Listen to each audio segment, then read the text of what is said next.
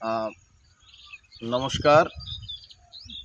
আমি ফেসবুক এবং মিডিয়া কর্মীদের মাধ্যমে সারা বাংলাদেশের আস্থার প্রতীক, আমাদের সকলের প্রাণের মানুষ এবং দেশের ক্রান্তিকালে বাংলাদেশের একমাত্র অভিভাবক দেশনায়ক তারেক রহমানের কাছে আমি বিনীতভাবে অনুরোধ জানাচ্ছি যে সারা বাংলাদেশের সনাতনী আমার ভাই বোনেরা ঐক্যবদ্ধভাবে নিঃস্বার্থভাবে ধানের শীষে ভোট দিয়েছেন।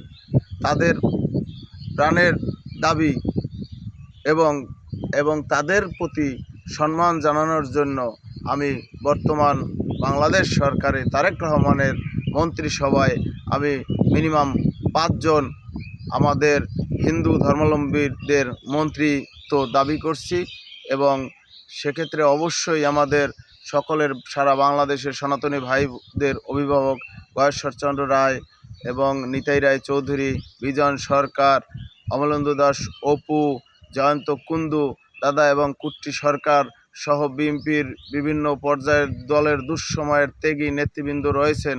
আমি আপনার কাছে সবিনয় অনুরোধ জানাচ্ছি যেন আমাদের এই সনাতনী ভাইদের এই দাবিটি আপনি আপনার দৃষ্টিতে একটু গুরুত্বপূর্ণ সহকারে দেখবেন।